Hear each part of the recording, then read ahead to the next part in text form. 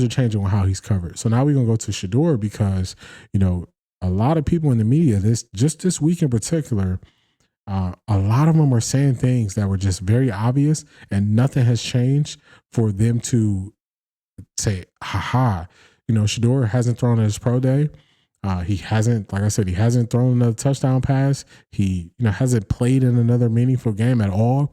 So for them to just be so late to the party and now jump over, I think it's because the Vegas odds have swung so much to Cam Ward going number one, and then Tennessee not really going after any quarterbacks in free agency. So it just looks like, hey, they're going quarterback number one overall, and many people expect that to be Cam Ward. So now, after we tore down Shedeur previously, when it didn't seem as clear that Cam Ward was going number one, now we're seeing all this love for Shedeur. And, oh, man, Shedeur, he actually fits what Kevin Stefanski wants to do when nothing's changed. Kevin Stefanski's been in place. He didn't just get hired. Brian Daboll's been in place, which the Giants have number 3 pick. He didn't just get hired. So what is the change? And this is from the Big 12 Pro Day. We're going to start with this clip because this clip is going to be very telling. What is his name? It is Bucky. Dang, I don't want to say his. Let's see if they put his name in the description. They didn't put a description. His name is Bucky. He's the one who's going to be interviewing Shedeur. Let's just play it. Look at the history of the league. Not everybody was, big time runners back then, back in the day. So you got the greatest quarterback ever, Tom Brady. He ain't run too much. So I feel like the best thing for me is to play from the pocket, and that's what I'm most comfortable in. The difference is I'm able to adjust to my team. So if I need to, take different type of drops, if I need to be able to, I expect no other way. I don't expect somebody to bring the game to the game. So that's why I have to go to different heights when it comes to training, when it comes to preparing, and just going about everything in life, because the last name and what it means is it's a certain type of standard that you have to have. So we know, where to target where everybody's Super Bowl every time we step on the field. So I'm not one that likes to be there. So, and think about this, one thing scouts love to do is we love to make comparisons, right? We're trying to say, like, this player's going to play like this person at the next level. Yeah. We have the wide receiver as well, Shedeur I did good. I did good.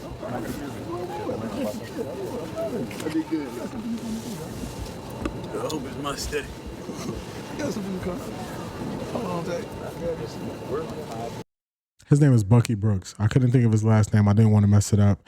Well respected. He's been in the media for a while. His name is Bucky Brooks. Okay. It's a point in here where Shedeur's going to ask him a question. And I think this question that he asks Bucky is going to be really telling.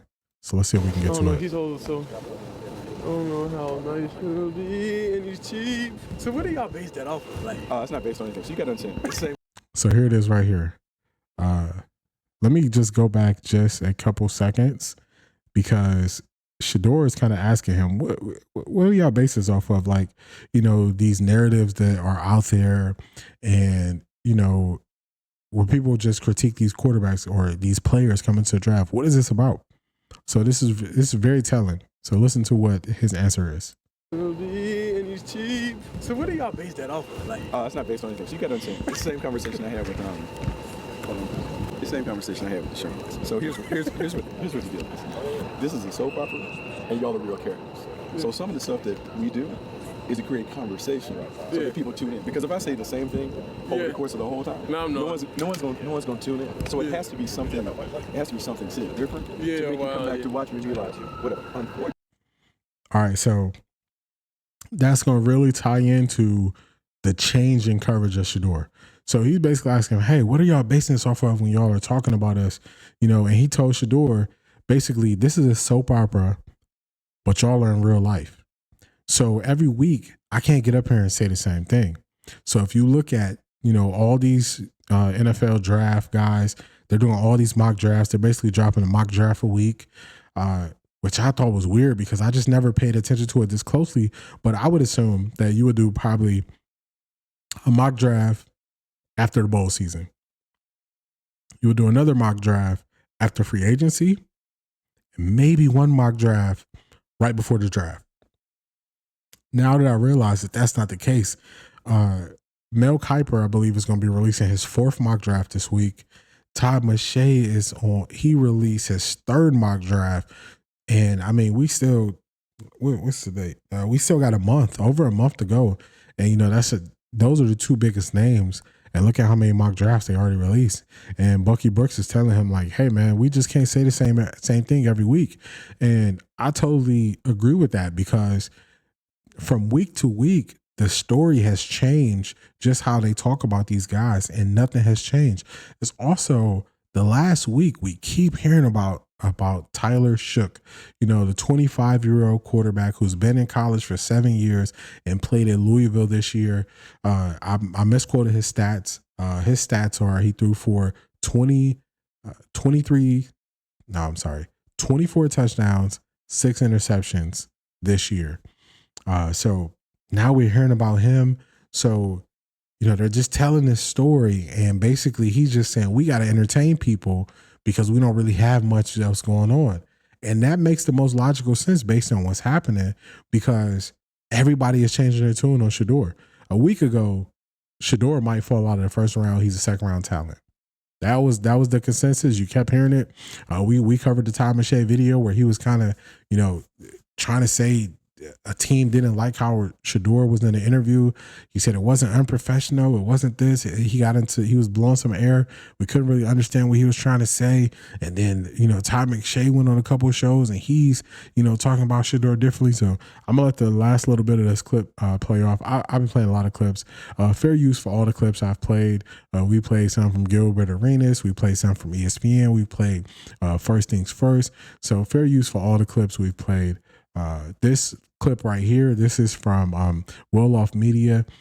This is Shedeur's brother, another Bucky, but this is the one who captures, you know, all the behind the scenes stuff, all the games, everything, you know, for Colorado. So that's whose video this is. But let's see if there's any more to this interaction. Yeah.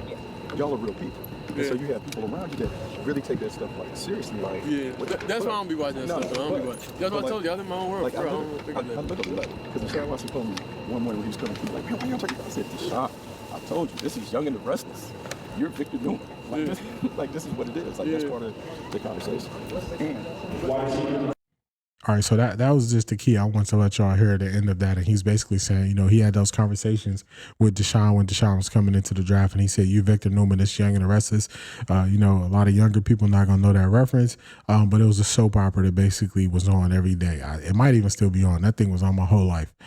So Young and the Restless. But that's what it is. And that's the only thing that kind of makes sense with how much of a change has been and how guys are talked about this week. So let's get to this next clip. So the next clip, this is going to be another clip. This is another clip from UCSS. So it's kind of 2 parts of this that I want to hit. So at the beginning, let me turn this closed caption off. At the beginning, Russ Tucker is going to talk about how he would, you know, view Shedeur. And then Bull, which is crazy because sometimes I totally agree with Bull. He asks very pointed questions. He gets a clear response, and then I can't get with the emotional side. But this is another one of those times where I'm like, dang, Bull asked a really good question. And y'all will see why. So let's find the spot. Ross Tucker, he's the host of the Ross Tucker podcast. If you let's get in here. I feel like I learn, even doing this for 25 years, listening or watching you on the broadcast. So I appreciate your work. So that's which one they take. It's like, just take a quarterback and give me hope, which, yes, the New York Giants trade up to one because they're incredibly desperate to get a franchise quarterback there to try to save the jobs of their GM, Joe Shane, and head coach, Brian Dable. One way or the other, though, Cam Ward's going 1, right? So this is one of those things where if you just look at the tea leaves, it doesn't look like Tennessee is going to be moving. I know everybody likes to talk about the trades. It doesn't look like Tennessee is going to be moving. They're going to be taking a quarterback number 1 overall, whichever one it is. Vegas is saying they're taking Cam Ward. Cam Ward is going number 1. So I don't see Tennessee seeing a franchise change a quarterback there and then trading back and not taking him if they view him that way. So that doesn't make sense to me. Then he's going to get into talking about he kind of skips over. I think he said Abdul Carter is going to go to the Browns, which didn't really make sense to me. And he said, the Browns are going to either trade for Kirk Cousins, which doesn't make sense to me because you have so many holes and so many, guys you want to draft that have more cheap contracts. So it doesn't make sense to trade for Kirk Cousins. He's going to say, they possibly could sign Russ. And, last week towards the end of the week, it was if the Browns sign Russ, they're not going quarterback.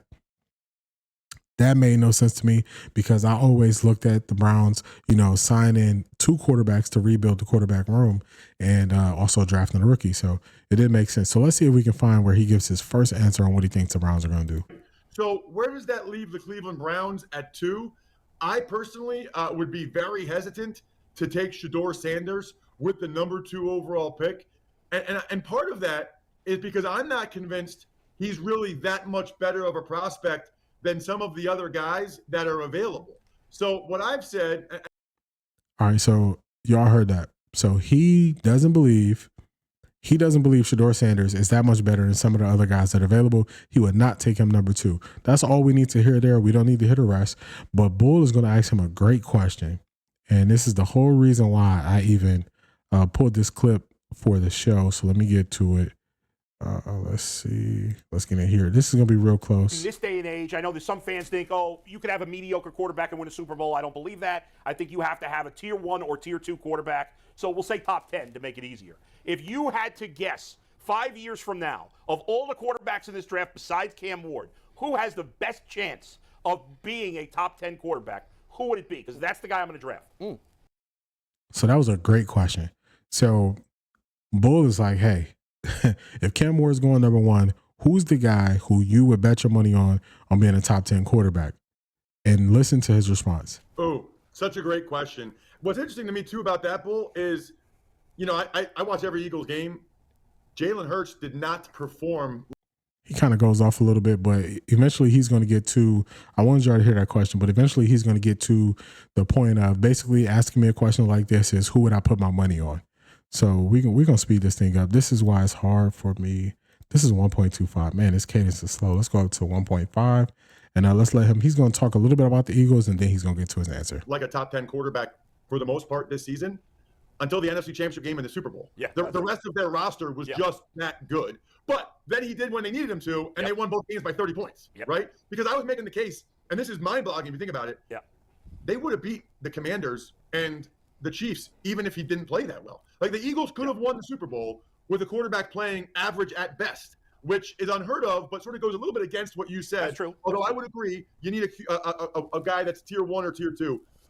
Man, that's tough. I would say, when somebody asks me a question like that, I would say, what would I bet on? Right. Okay. What do I think is the most likely? And I would probably say Shedeur. I would probably say Shedeur over the other guy. Who are you? Hold on. So in the beginning of this segment, 20 minutes ago, you said that you wouldn't take Shedeur because the other guys are too close to Shedeur. And now when Bull asks you this pointed question that you kind of can't dance out of, he asks you, who do you believe will be a top 10 quarterback out of this class other than Cam Ward? And he said, when you ask me a question like this, I look at it like you asked me, who would I put my money on? And he said, what? Hold on, let's go back a couple. Let's go back a little bit. Are we at 21-11? Let's just go back. Let's go back. I always say when somebody asks me a question like that, I would say, what would I bet on? Right. Okay. What do I think is the most likely? And I would probably say Shedeur. I would probably say Shedeur over the other guy. Who are you? So this is where you got to look at situation. You got to say, okay, we watched that first clip and we watched Bucky Brooks. He's working for NFL Network, and he said, look, this is soap opera, so we got to tell a different story every week. And if you in 20 minutes time, the beginning of this clip, he wouldn't take Shedeur. If he bet his money, he would bet his money on Shedeur. So what does that tell you? That plays right into what Bucky Brooks is telling us, that this is a soap opera and they're just the main characters, the soap opera that they're playing. Because when you get asked that pointed question, Bull left him no wiggle room. That question, he wasn't allowed to muddy it up. He even gave a Jalen Hurts story so he can really think about it, because he was buying himself some time there. And then he says Shedeur. So when it comes to who you had to put your money on, you'll put your money on Shedeur. So that tells me you don't even believe what you said at the beginning of this clip. Let's get to the next one. Let's get to the next one. I hope y'all saw that. You might have to run it back a couple times. It is true. It is him. He did say he wouldn't take Shedeur because the other guys are too close. And he also said if he had to put his money on it, he would take Shedeur. Play at number 2. Right. And real Cliff Notes, purgatory with the salary cap because of Deshaun Watson. The cap isn't going to change next year either. They're not in the market this year or next for a big time free agent that can come in and solve a lot of these woes, right? Right. They also, if Stefanski, the head coach, and Andrew Berry, the general manager, are picking this high again, if this organization is picking this high again next year and could be in a spot to draft a Garrett Nussmeier or whomever the top quarterback is going to be a year from now, they might not have their job. So there's we got to win enough now and have enough promise for the future in order to have our jobs, but what's also best for the organization. And so when we look at Shedeur Sanders at 2, Stefanski's one of a handful of guys in the league that can walk into the CEO's office with a resume that says, I can do it. Right. And that's what we talked about the other day. I'm not going to go into all the numbers, the 11 wins in one season with this guy, 10 wins in the next different season with Kirk Cousins and, all the guys, but pocket passers without great arms, without great mobility, who process fast. That's Shedeur Sanders. That's what Stefanski's won with. So it makes sense. But Cleveland's still sitting there trying to figure out, all right, how are we going to do the winning now? Kenny Pickett is a good backup. Who knows? Maybe we hit on something there, but let's bring him in. But we hear a lot of Russell Wilson talking. We hear, Kirk Cousins, right? And maybe potentially making a deal with Atlanta to free them up of some of the salary cap stuff that they can't afford, but make it favorable to Atlanta at the same time with draft pick compensation and or a player. Okay. So those are all the things that are on the table right now for Andrew Berry. The one thing Andrew Berry can't control is what Tennessee does with that number 1 pick, unless he's willing to give up a ton to move up one spot and go get Cam Ward. And that would only be a possibility if Tennessee decides that Cam Ward's not their guy, which we're not tracking towards as we see it right now. Okay. Right. So with all that said, I want to present to you this, Mensch. You're Andrew Berry. You're the general manager of the Cleveland Browns. I've just explained to you why Shedeur can work. Now, you have your own evaluation on Shedeur. You know his weaknesses, okay? Right. As Cleveland does. They're picking at 2. They pick, again, at the top of the second round, 33. Then they also have 2 more picks in round 3, 67 and 94. So 4 picks in the top 94 overall, okay? Just focusing on the first 2 picks, right? Mm-hmm.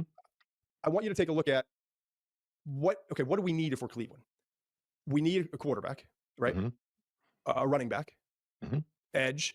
To me is interesting because, like an additional edge. This is where they kind of lose me. I put this clip in here just so you can see that, a week ago, Todd McShay was saying basically Shedeur turned off these people. All of the reasons why he said that Shedeur could be in play to the Browns at number 2, none of that is new information. So then again, we got to go back to Bucky Brooks and him saying this is young and restless. This is a situation where it seems like he just has to tell us a different part of the story because none of this is new information. If the Browns are drafting top 3 overall next year, Stefanski, Andrew Berry not going to be here. So they definitely have that conundrum. They don't have all this money available. So the way that they can fix quarterback is through the draft. So now you go and say, okay, even if we have a Cam Ward number 1, who do we have number 2 on our board? If it's Shedeur and the next person you have on your board are optional people, second, third round that you don't have control. This is the pick you have control where you determine your destiny after whatever happens at number 1. So you're either leaving it to chance or you're doing what you need to do. So that is the first Todd McShay clip. He's going to get into some stuff that doesn't make too much sense. And they were underwhelmed and surprised by their interviews and meetings with Shedeur at the Combine during those 15 minutes. It's easy to do the global thing, right? But all right, so I just wanted y'all to see that he spoke about this 2 different times on his own podcast. And you see the tag right down here, Shedeur to the Browns. What matters to most teams doesn't always apply to all, right?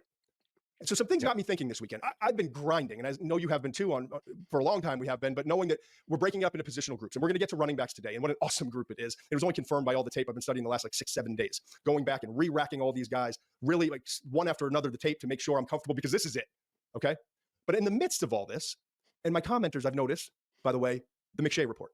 please Google it if you want to subscribe and be a part of this. I think we're producing some pretty good magic, if you will. A lot of good content, things we're hearing, analysis, kind of moving the conversations forward, mock drafts, rankings, all those things. Google the McShay Report. You can go get it. And it's really easy once you Google it to subscribe. $4 to get you through this draft. 36 double down gets you through this draft and next year's draft. Also, Mitch, tell the people how they can help. Listen, hit the follow button on Spotify. Hit the subscribe button on the McShay YouTube channel. Follow us on Instagram and Twitter. He's at McShay. Cleveland's on the list of acceptable spots, right? Because if Shedeur's messing around with Bazzana, who I had to look up, by the way, I hate to admit it, but I used to be the biggest Red Sox baseball fan in the history of the world. No idea. All right. All right, so he's going to repeat and rehash the stuff that he already said. We actually got another video of him saying the same thing this time. So I'm showing y'all all the different times that he's saying Shedeur could go number 2. None of this stuff is new. Nothing has changed for him to kind of view things this way. It's just him, kind of just jumping through the hurdles, I guess. This is why I said, like, if you're a person who really closely follows your team, you kind of know some of this information before these guys. And admittedly, he even said it like, hey, even in my comments, people were saying, hey, look what Kevin Stefanski's done. I remember it was on UCSS because I was thinking about different, shows I was going to do. And I remember they were saying that basically as a young quarterback, you would want to go to Tennessee over going to Cleveland. And you would also want to go to the Giants over going to Cleveland. They said you want to go to the Raiders over Cleveland. And I don't see that as true. I mean, I look at it, if I'm going number 1 overall, I mean, I don't have a choice. But the Titans got to work on they got to figure out their run game to make it easy on a rookie quarterback. They got to figure out their offensive line situation. They got a great offensive line coach in Callahan. But they got to figure it out. And they haven't been doing a good job at picking QBs lately. So even if they have you as top, you're like, dang, I don't know, because look who y'all picked. Y'all had Malik Willis a couple years ago that y'all drafted. Y'all really excited about, and he was kind of hesitant and wasn't able to take off. And now he's on his second team. He's in Green Bay.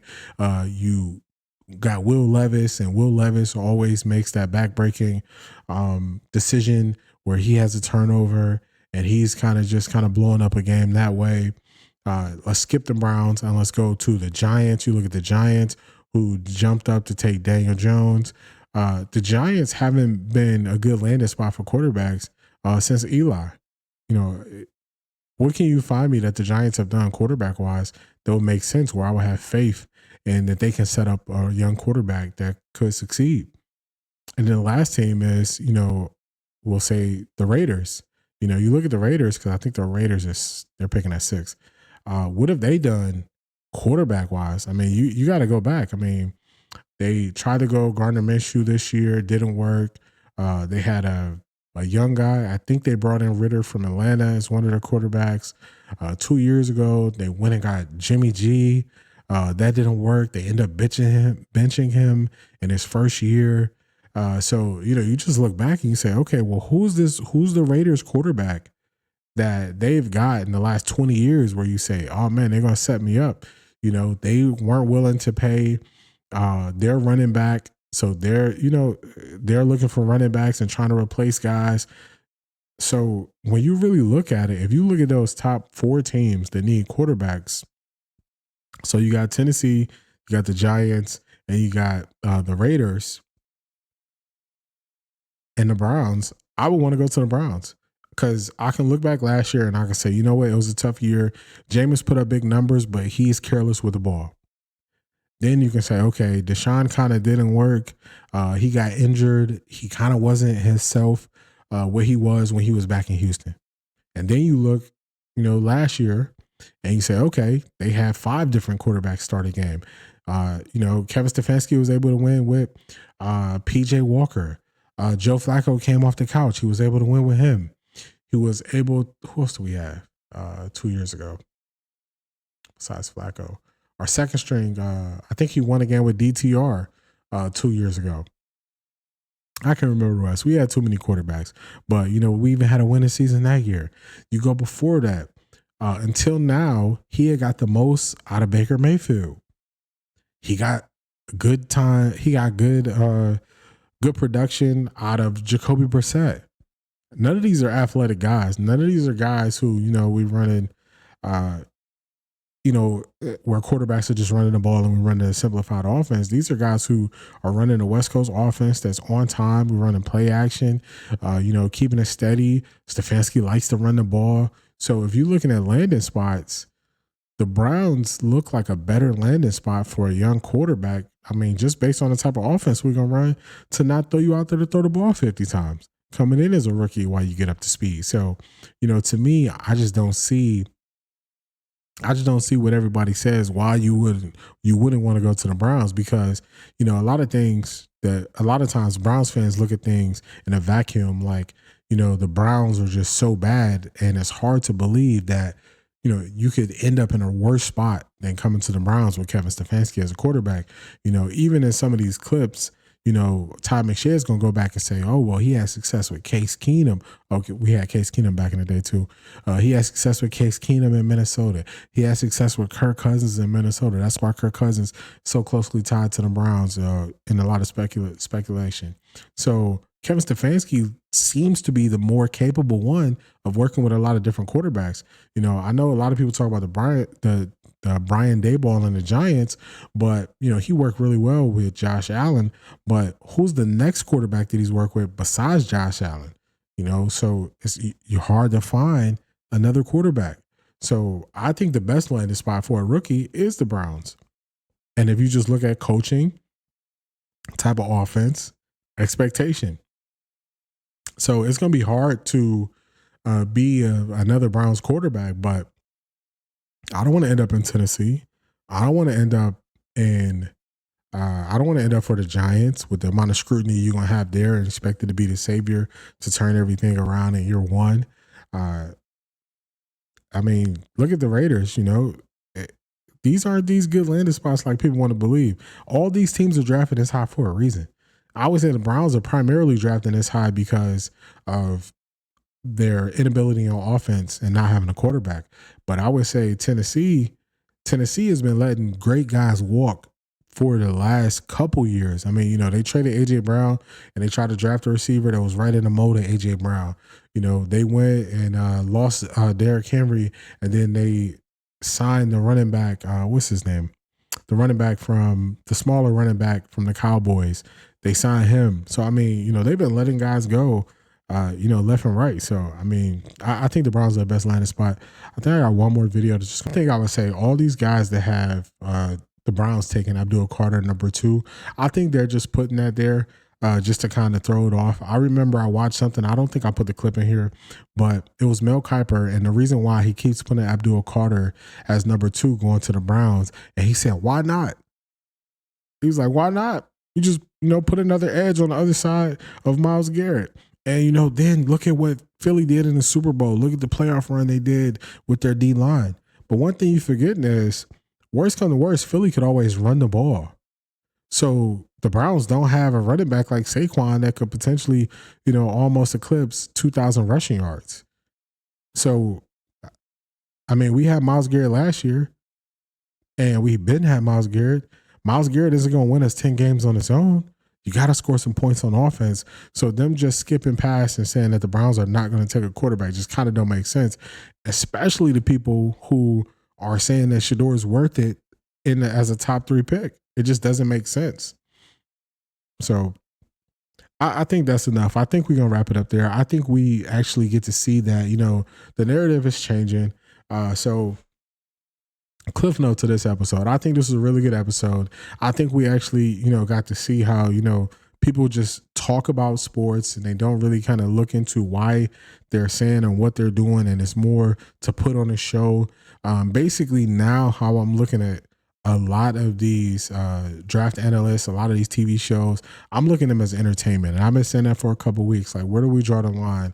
Are we here to get good analysis? Are we here for entertainment? That was last week's topic. And based on what we saw this week in this week's episode, I would say we're getting entertainment because nothing is changing and they are doing big changes in how they break down who's going to be drafted where. So I haven't even updated on my X account who and what I think the Browns are going to do in the draft, because I'm looking at it like maybe a couple of days out from the draft, I'll put out a post on X on what what I think the Browns are going to do overall for the draft, but I think the Browns are taking Shedeur. That hasn't changed. If something would have came and happened that would make me change my mind, then I would have had to give an update. But I still just see the Browns taking Shedeur number 2.